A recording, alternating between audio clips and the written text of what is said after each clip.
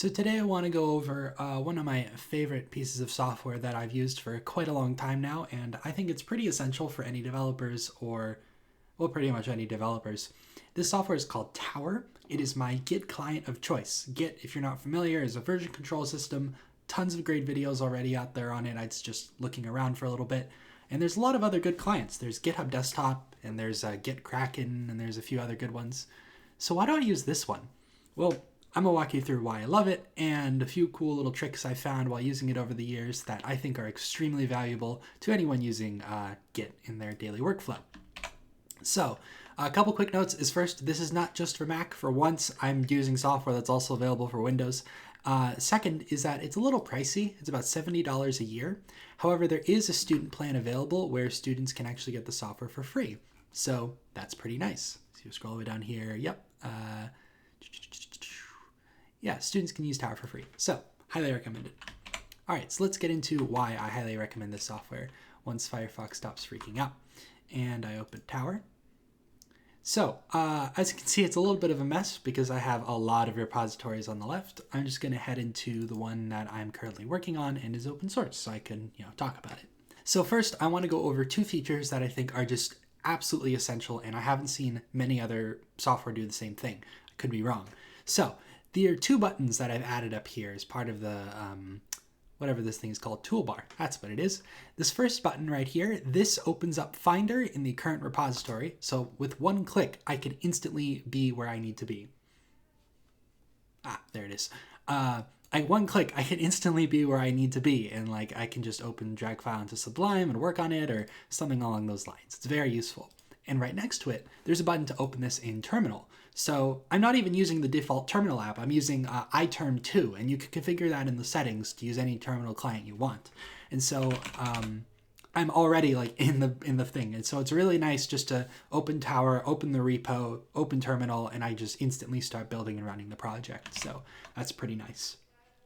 Next to something that I think all Git clients have, but I think it's extremely important nevertheless, is the three buttons up here for fetching, pulling, and pushing your code with good keyboard shortcuts for all of them, and I think it's just a really good thing to have. Okay, there's one more feature here that I think is just groundbreaking, which is Command-Z. When you do anything in this client, well, pretty much anything, you can hit Command-Z and it will undo it. So I'm on this branch called Peter-Favorites right now, and the head is up here, and let's say I want to move the head back a few commits. I can just right-click and click Reset Head. I will not keep changes in my working directory. And if I press Command-Z, it just undoes it. I don't have to move the head pointer back and then reapply the changes or anything. It just figures it out.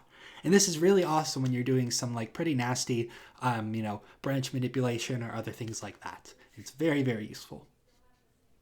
All right, so now I'm going to do a quick run through of the interface as a whole, because I've talked about some few features without going over how this thing, all the parts fit together. So right here on the left, you have your Workspace category, and this has all the things you might want to access, like your current working directory, your Git history for the current branch, all the stashes that you have saved. I have quite a few. Any pull requests that are currently active on the repository, and of course, repository settings. I'll get back into the working copy, but I also want to go over the branch section first, because I think it's pretty useful. So when you're on a branch, it says head next to it because that's the current head. That's how Git works. These are all of your local branches that are listed here. And if you scroll down under remotes, you have all of your remote branches up here. So let's delete one of these. For example, RFID. I will just delete that from my local branches. And I want to actually track it from remote. Well, because this is a Mac app, and as I mentioned in a previous video, you can simply drag and drop this back up into the branches category, and you can just immediately check out and track that branch. Or I should say, track and check out that branch. I can instantly switch back to my favorites branch just by double clicking, and I can view all the commit history right here in the second column. I think this is fairly obvious, but what's also fairly obvious, and which is a good thing, is you can actually see where all the other branches are relative to this branch, right in the commit history. So I can see that Peter-admin login, both the origin, the remote, and local copies are on this specific commit. And this really helps me, and I can also see that there's some releases tags. There's a list release tagged here, there's version 101.10, so it's very easy to see these kind of things, which I think is fantastic. And of course, as I showed earlier, you can right-click any commit and do a bunch of actions. I can edit commit messages, which if you're familiar with Git on the command line, you can do interactive rebases, and this basically does the same thing just for you. It's so cool. Cherry pick, reverting, all this wonderful stuff. All right. So next comes the working copy section, which is kind of mainly where you're doing stuff. I'm going to roll my changes back a little bit by just one commit, just so we get some stuff in our working branch to work with. So I'll keep changes. And if we head in here, we can see there's a good chunk of code. So pretty obvious, you know, as before, it shows your currently modified files, and I can check and uncheck them to stage them and unstage them. And when I select a file, it shows me the diff on the right. Now, this is the reason that I think using Git on a GUI is infinitely better than doing it on terminal, which a lot of developers may get angry about, I know. But you cannot argue that it is easier to specifically stage and unstage lines just by dragging on the lines you want to change and hitting unstage lines or stage lines. So I'm actually going to unstage the entirety of the file first. And then let's say I only want to commit like, you know, this change here that removes a comment and adds a line to set the delegate for something. I can just click stage lines. And there's a little line on the checkbox here for this file showing that, hey, I haven't staged all of it. I've just staged some of it. And I can see those differences just by toggling between the staged and unstaged branches. I've also seen a thing pop up here that lets me blame the file. I can scroll through and look at all the blame for what's going on. I can go back to the previous thing. Oops, sorry, back on history. There we go, back to working copy. And I can continue discarding and staging chunks as I need to. Let's say, for example, that I do want to stage both these files. I can just hit stage all. And when I start writing my commit message, like this is commit message, you'll see that it gives me a little file counter or character counter right here.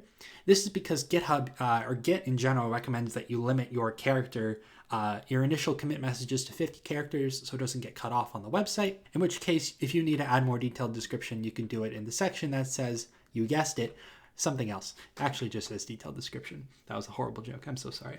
Next comes stashes.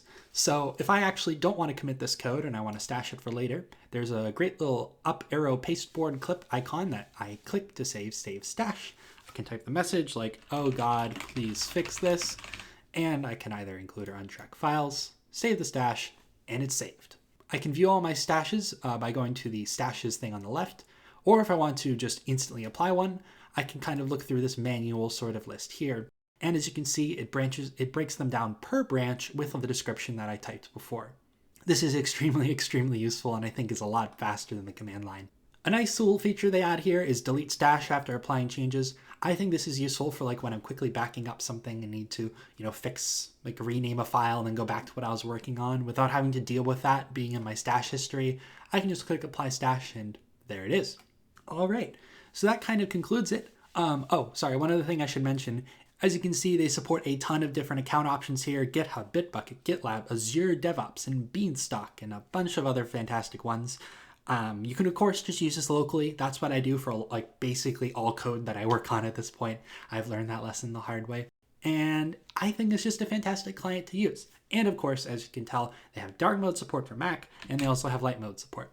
There's a bunch of preferences I'm not going to go into because their preferences and my channel isn't that dry yet. So yeah, that's what it is.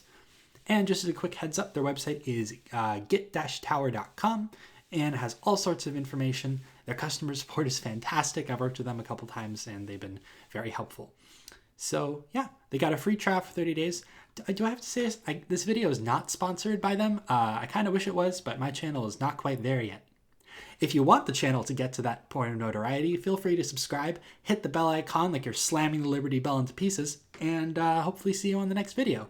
Next time, we're going to be doing episode 2.5 of my Learn Swift tutorial, where we go about another piece of software called Xcode. I'm a nomad.